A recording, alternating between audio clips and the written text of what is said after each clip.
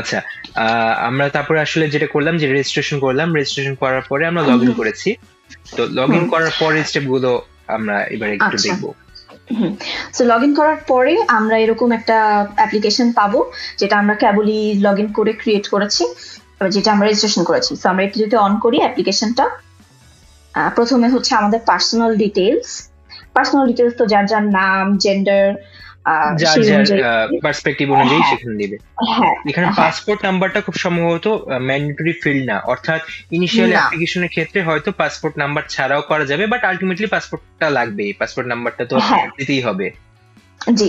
So initially আপনি passport number ছাড়া করতে পারবেন, কিন্তু এরপরে পাসপোর্ট এটা সাবমিট করার আগে অবশ্যই পাসপোর্ট দিতে হবে, পাসপোর্ট নাম্বার দিতে হবে, এবং পাসপোর্ট ভ্যালিড হতে হবে।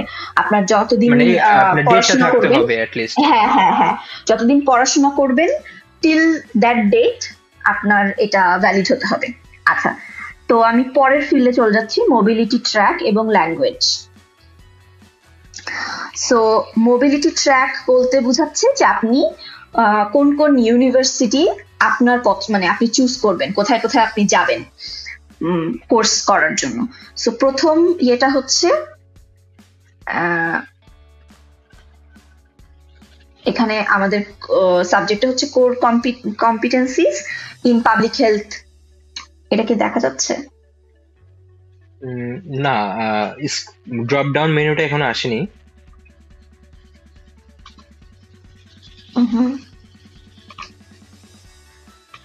আচ্ছা, এটা হতে পারে হলো ওয়েবসাইটের কোনো গ্লিচ হতে পারে।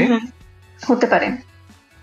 আচ্ছা, সমস্যা নেই, মানে মূলত এখানে কি কি থাকে আপনি যখন এটা বললেই এখানে হবে। থাকে, এই ফার্স্ট ইয়ারে আপনার সাবজেক্ট একটাই, সেটা হচ্ছে core competencies in public health এখানে। সো আপনার এই সাবজেক্টটাই আপনাকে চারটা অপশন দেওয়া হয়েছে, চারটা ইউনিভার্সিটি: শেফিল্ড, ডাবলিন, গ্রানাডা এবং লিজ। সো এটা আসলে ওরা তিনটা ল্যাঙ্গুয়েজে কন্ডাক্ট করে, ইংলিশ, স্প্যানিশ এবং ফ্রেঞ্চ। সো আমরা যেহেতু বাংলাদেশি, আমাদের আসলে ফ্রেঞ্চ বা স্প্যানিশ আই থিঙ্ক প্রফিসিয়েন্সি এত বেশি না। So we will definitely go for the English. ইংলিশের জন্য বেসিক্যালি দুইটা ইউনিভার্সিটি থেকে ওরা এই কোর্সটা কন্ডাক্ট করবে। একটা হচ্ছে শেফিল্ড ইউনিভার্সিটি, আর একটা হচ্ছে ডাবলিন। সো এটা আপনার পছন্দ মতো আপনি যে কোনো একটা ইউনিভার্সিটি চুজ করতে পারবেন। আমি ফার্স্ট শেফিল্ড ইয়ারের চুজ জন্য, করছি। যে আমি হ্যাঁ, ফার্স্ট ফার্স্ট ইয়ারে ইয়ারের এই জন্য। ভার্সিটি, হ্যাঁ হ্যাঁ এখন দেখা যাচ্ছে হুম, যে আমি চুজ করলাম শেফিল্ড কোর হ্যাঁ competencies in public health in Europe. হ্যাঁ এটা আমরা ফার্স্ট ইয়ারে আমরা ইয়েস শেফিল্ডে পড়াশোনা করতে চাই। সেকেন্ড ইয়ারে তাহলে আমরা হ্যাঁ আচ্ছা। এরপরে আরেকটা। আচ্ছা, সেকেন্ড ইয়ারে এখানে অনেকগুলো সাবজেক্ট আছে। এর মধ্যে আহ, অনেকগুলো সাবজেক্টের মধ্যে ইংলিশ, ম্যাক্সিমাম কোর্সই হচ্ছে ইংলিশে রান হবে। তার মধ্যে দুইটা সাবজেক্ট হচ্ছে, একটা স্প্যানিশ, একটা ফ্রেঞ্চে কন্ডাক্ট করবে ওরা। সেগুলো বাদে ম্যাক্সিমামই হচ্ছে ইংলিশ। আমি একটু সাবজেক্টগুলোর নাম বলতে পারি, যদি আমার মনে হয় এটাও দেখা যাচ্ছে না ড্রপ ডাউন বক্সটা, না, বাট আই এটাও ক্যান দেখা যাচ্ছে না। সে। যেমন প্রথম সাবজেক্ট হচ্ছে health and environment in context of climate change.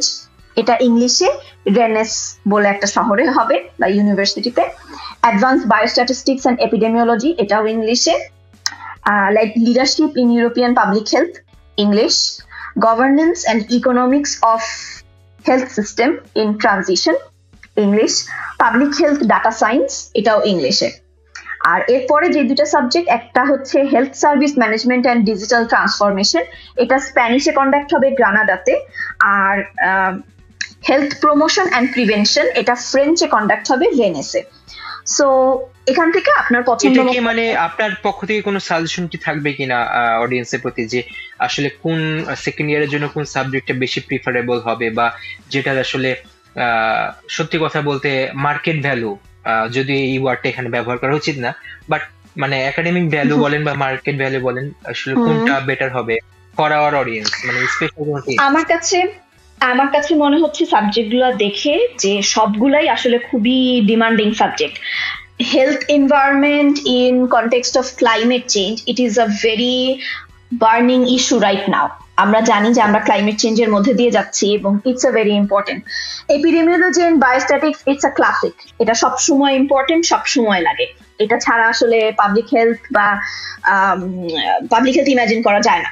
So it's very basic, এবং এটা সবসময় লাগে। Leadership in European public health, that is also important. আপনার পাবলিক হেলথের জন্য লিডারশিপটা আসলে অনেক, এটা পাবলিক হেলথ মানে আমার কাছে মনে হয় যেটা কাইন্ড অফ লিডারশিপ।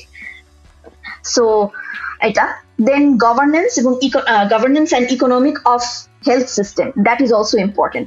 সো আমার কাছে মনে হয় আমি আসলে এটা সাজেস্ট করার চেয়ে যে অ্যাপ্লাই করবে তার মানে আমি আসলে এই জিনিসটা নিয়ে পড়াশোনা করতে চাই, ফার্দার এটাতে কাজ করতে চাই। হ্যাঁ এক্স্যাক্টলি, কে কোথায় কাজ করতে চায়, কোন সাবজেক্টে সে বেশি ইন্টারেস্টেড, সেটা সেই অনুযায়ী।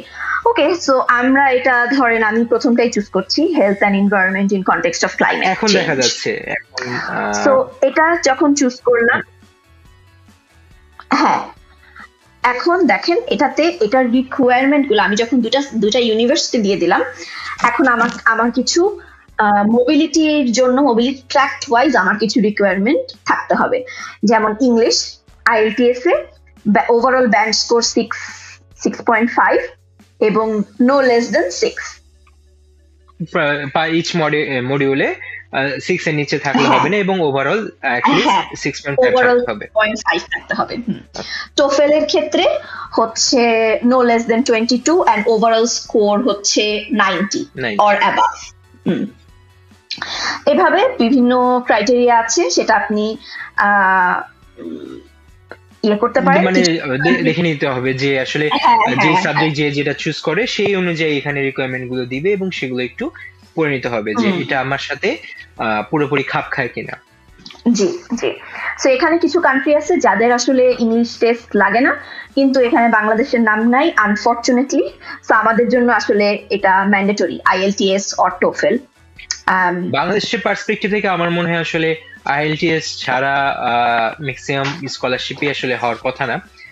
সেক্ষেত্রে IELTS যাদের প্রিপারেশন নেওয়ার ইচ্ছা আছে বা সামনে দিবেন, আমার মনে হয় IELTS তাদের দিয়ে ফেলাই উচিত, বা যদি দিয়ে ফেলেন সেক্ষেত্রে তো অবশ্যই ভালো, এবং অবশ্যই সেটা যাতে মেয়াদ থাকে। হ্যাঁ হ্যাঁ অবশ্যই সেটার মেয়াদ থাকতে হবে। না, কারণ অনেকেই আসলে এই কোশ্চেনটা করে অনেক সময় যে IELTS ছাড়া হয় কিনা। বাংলাদেশের জন্য আসলে, কারণ অনেকেই বলে যে আমি তো হায়ার স্টাডিজ ইংলিশেই করছি, কারণ আমরা তো বাংলাদেশে হায়ার স্টাডিজ ইংলিশেই করি। সো মানে হায়ার স্টাডিজ ব্যাচেলর আমরা ইংলিশেই করি। সো সবাই আসলে এটার জন্য জানতে চায় যে আমি তো ব্যাচেলর ইংলিশে করছি, তাহলে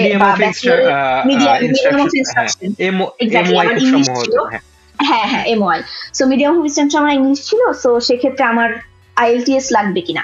বাট দ্য ফ্যাক্ট ইজ আমাদের IELTS লাগে, আমরা আসলে IELTS এক্সটেন্ড হয় না আমাদের দেশের জন্য।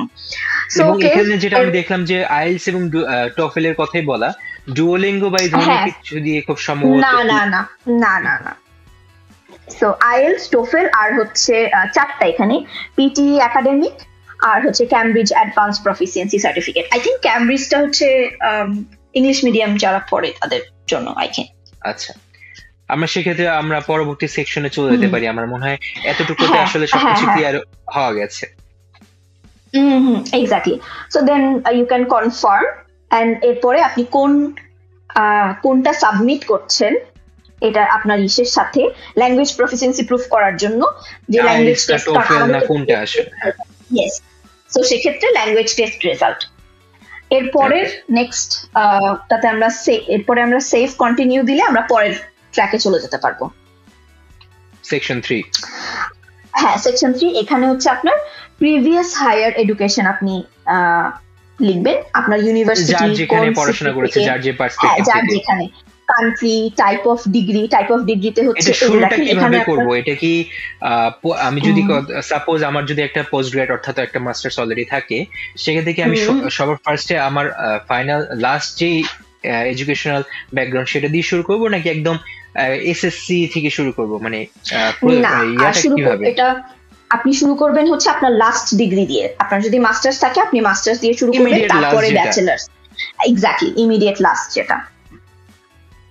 সো এটা আপনি ফিল আপ করলেন, আপনি অলরেডি গ্র্যাজুয়েট কিনা, অর্থাৎ তার মানে কি গ্র্যাজুয়েশন কমপ্লিট হয়নি তারপরও অ্যাপ্লাই করা যাবে কি?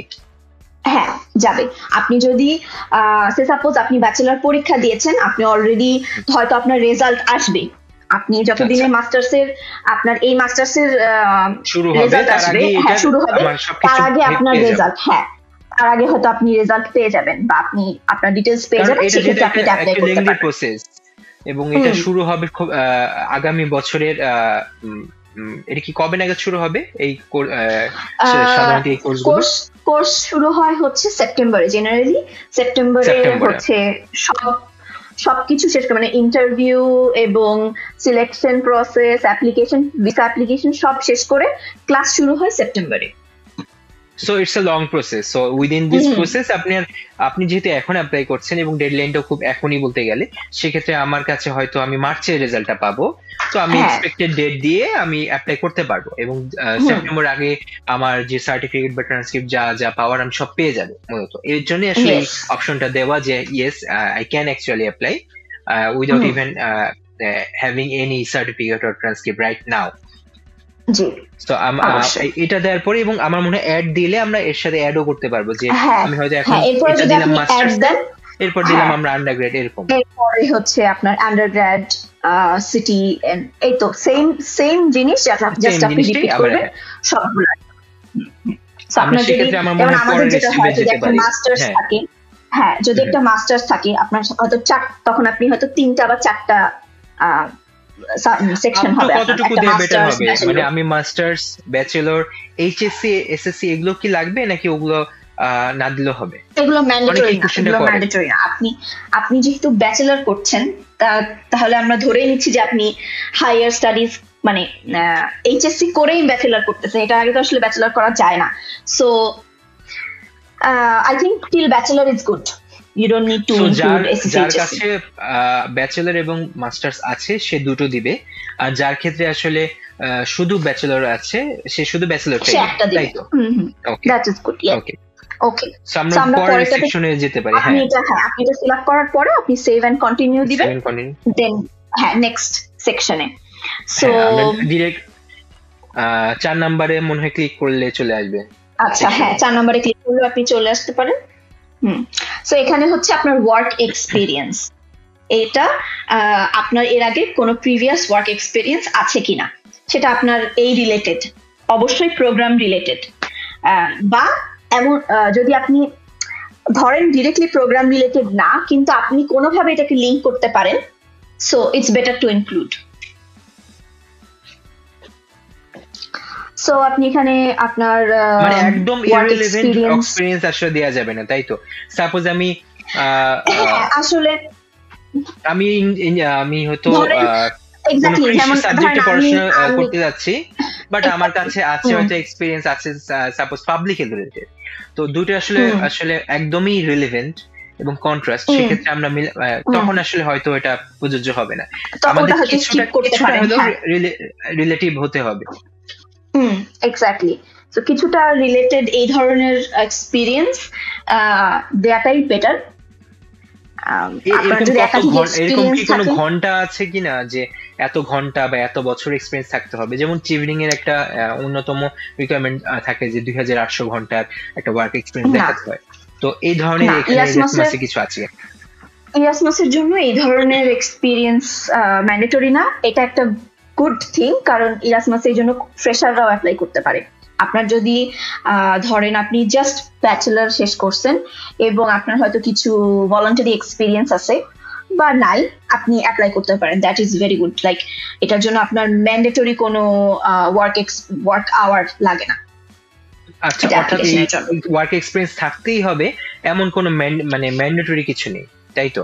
কারণ আমার কাছে অনেকেই প্রশ্ন করে যে আমি তো ফ্রেশার ভাইয়া, আমি তো আসলে কোনো এখন এক্সপিরিয়েন্স গ্যাদার করতে পারিনি বা আমার এই রিলেটেড কোনো এক্সপিরিয়েন্স নেই, সেক্ষেত্রে কি আমি অ্যাপ্লাই করতে পারবো কিনা বা এরকম হবে কিনা? তো তার মানে আসলে ওয়ার্ক এক্সপিরিয়েন্স না থাকলেও ফ্রেশারও অ্যাপ্লাই করতে পারবে?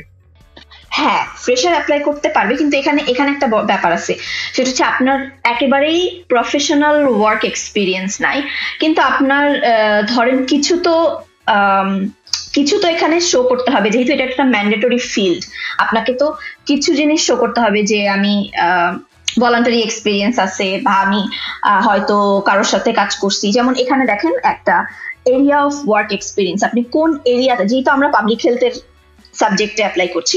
সো এখানে একটা ড্রপ ডাউনে, এটাও দেখাচ্ছে না বাট এখানে একটা ড্রপ ডাউন বক্স আসছে যেখানে আসলে সাবজেক্ট গুলা এক্সপিরিয়েন্স, আপনার ওয়ার্ক এক্সপিরিয়েন্স ফিল্ড, হ্যাঁ সেটা দিচ্ছে, যেমন core public health, organisation of health system, provision of health services, social work. So আপনার যদি ভলান্টারি এক্সপিরিয়েন্স থাকে আপনি সেটাও এখানে ইনক্লুড করতে পারেন আন্ডার সোশ্যাল ওয়ার্ক। এই ক্ষেত্রে কি আমার প্রুফ দিতে হবে কিনা পরবর্তীতে যে আমি সাপোজ আমি এই অর্গানাইজেশনে কাজ করেছি, সো হিয়ারস দ্য লেটার অথবা certificate for this type of work, বা ওই অর্গানাইজেশন থেকে আমাকে এই যে সার্টিফিকেট দিয়েছে, এক্সপেরিয়েন্স সার্টিফিকেট কাইন্ড অফ, এরকম কি কোনো প্রুফ দেখাতে হয় কিনা? It's better to give any kind of certification. সেক্ষেত্রে যদি একটু স্ক্রল আপওয়ার্ড স্ক্রল করেন উপরের দিকে, অর্থাৎ একদম উপরে, এই যে যদি এখানে দেয়া হয় যে do you have any work experience, যদি নো দেই সেক্ষেত্রে কি মানে আমি যদি নো দেই then you can go to the next, মানে এখানে নো দিয়ে আমি যেতে পারবো, বাট যদি আমার কাছে আসলে কিছু হলেও থাকে আমার ইয়েস দিয়ে সেটা তুলে ধরাটা বেটার হবে। এক্স্যাক্টলি বাট নদী আমি যেতে পারবো, নদী আমি অ্যাপ্লাই করতে পারবো, মানে এমন না যে আমি অ্যাপ্লাই করতে পারবো না বা আমার এখানেই আমার আসলে স্কলারশিপের চান্স একদম জিরো হয়ে গেল, আসলে বিষয়টা এমন না, তাই তো? মানে আমি যতটুকু বুঝতে পেরেছি। হ্যাঁ, আপনি নদী এটা স্কিপ করে চলে যেতে পারবেন, that is okay. So next আমরা যদি নেক্সট ইয়েতে যাই, আমি নই রাখছি দিয়ে আমরা নেক্সট ইয়েতে যাচ্ছি, commitment into extra curricular activities. So আপনার এক্সট্রা কারিকুলার অ্যাক্টিভিটিস, আপনি সেম থিং আমরা যেটা বলছিলাম যে ভলান্টারি এক্সপিরিয়েন্স, অন্য কোথাও কাজ করার, বিভিন্ন জায়গায় বিভিন্ন অর্গানাইজেশনের সাথে কাজ করার এক্সপিরিয়েন্স, সো আপনি এটা এখানে অ্যাড করতে পারবেন। আমি যদি ইয়েস দেই তখন আপনার ডিটেইলস আসবে কি ধরনের কাজ আপনি করছেন। এখানে কোনো ড্রপ ডাউন নাই, সো আপনি টাইপ অফ অ্যাক্টিভিটি আপনার মতো করে লিখতে পারবেন, প্লেস কোথায় করছেন এবং শর্ট ডেসক্রিপশন উইদিন 100 ওয়ার্ডস যে আপনি কি ধরনের কাজ করেছেন। যেমন আপনি তখন বলতেছিলেন যে আপনি যদি এগ্রিকালচার রিলেটেড ইয়ে করেন এবং আপনার যদি এক্সপিরিয়েন্স পাবলিক হেলথ রিলেটেড থাকে, আপনি সেটা যদি কানেক্ট করতে পারেন, আমি বারবার একটা কথা বলতেছি যে আপনি যাই করেন আপনি যদি জিনিসটা কানেক্ট করতে পারেন then you can write, মানে আমি কিভাবে আসলে পোর্ট্রে করব, প্রেজেন্ট করব আমার এক্সপেরিয়েন্সটাকে বা আমার প্রোফাইলটাকে, সেটা আসলে সম্পূর্ণ আমার উপর, যে আমি নিজেকে এইভাবেই প্রেজেন্ট করব যাতে আমার স্কলারশিপ যারা গ্র্যান্ট করবে ওই কমিটির কাছে মনে হয় যে না সে একজন গুড ক্যান্ডিডেট, তাই সে স্কলারশিপ পাওয়ার যোগ্য এবং সে তার ওভারঅল প্রোফাইলে এই কাজগুলো আসলে করেছে এবং যেটা মানে প্রেজেন্টেবল, মানে কাজ যেটাই হোক না কেন, ছোট বড় যেটাই হোক, সেটাকে প্রেজেন্ট করার ওয়েটা আসলে এক্স্যাক্টলি।